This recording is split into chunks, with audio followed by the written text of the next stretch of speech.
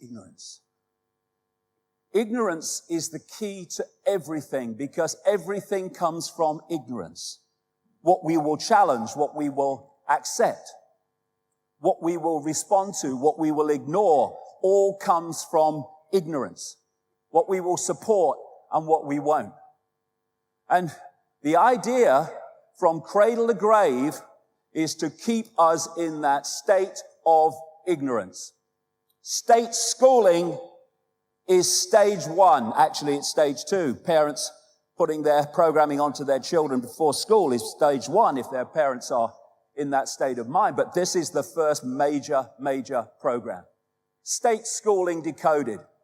It seems so complex, but all it means is that we're here to program your perceptions throughout your formative years so the state controls your mind for the rest of your life. End of story. And we call it education and learning about the world. No, it's learning about the world that in power wishes us to believe in. And here we go from school and we go into this free society. I'm free, I can do what I like. Go to work, get married, have children, act normal, walk on the pavement, watch TV, obey the law, save for your old age, then repeat after me, I am free. And we keep having to say we're free, and in America they keep having to tell the people they're free every 5 minutes because they might otherwise suss that they're not. Slavery was never abolished. It was only extended to include everyone.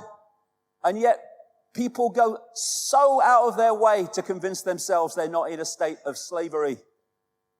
This is slavery. But this could be an office where you have to be every morning at 9 o'clock. Otherwise you don't earn the money to survive another month. I mean, spot the bloody difference. Apart from the fact the chickens can't go home at night and watch Simon Bloody Cow, I don't see a lot. Slavery, it works better when you don't tell them. Because then you get no response to the fact that they're slaves because they don't think they are. First stage of disconnecting from slavery, realize you're in a state of slavery. Then you know what to disconnect from. This is great, George Carlin. Oh, you hate your job? Why do you say so? There's a support group for that. It's called Everybody, and they meet at the bar.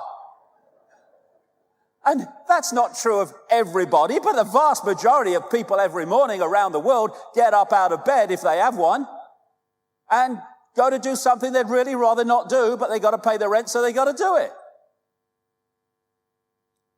They're pissing on us, and we say it's raining. No, we're free. We're free. I've got to vote every 4 years. To vote for different masks on the same face. It's ever so free. Leonardo da Vinci. There are 3 classes of people. Those who see when they are shown, those who do not see. And this system we call life is designed, again from cradle to grave, to make sure as many people do not see. And that's what I call the perception deception. Call my last book Perception Deception. I can't think of 2 words together that sum up our situation more than that. Because when there's a few controlling the many, you can't do it physically. You can do it physically in a small area. You can't do it physically across the world. You have to program the perception of the people so that they see the world the way that suits you. And from perception, again, comes everything. What I will challenge, what I will support, all of it.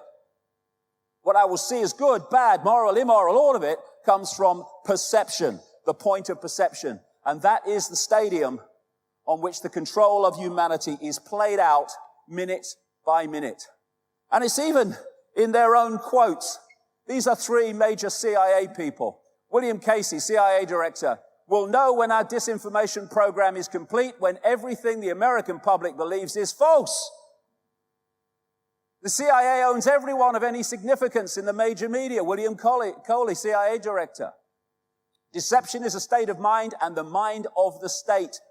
James Angleton, infamous CIA operative. It's all a mind game. And if we don't fall for it, we don't fall into the trap of seeing that we are slaves while thinking we're free. And here he is, the personification of frickin' evil. Decade after decade after decade after decade. If he went to jail for his crimes against humanity, they would have to throw the key mid-Atlantic, not worth keeping it, and he would have to reincarnate many times to complete the frickin' sentence. It's not a matter of what is true that counts, but what is perceived to be true. Exactly. And if we believe official sources, we are believing what they want to perceive us to be true. And they don't, it's gone off. It'll go on in a minute. They don't call it television programming for nothing. Television programming. Fear Ebola, fear ISIS, fear today, fear tomorrow, fear each other, fear Russia, fear for your kids, fear climate change, fear, fear, fear, fear. Fear everything and then give us your power so we can save you from what we've manipulated you to fear. It's going on day after day after day across the great spectrum of society. It tells you what to wear, what to eat, what to think, what to love, what to fear, who to ridicule, who to condemn. And it makes stupid people famous.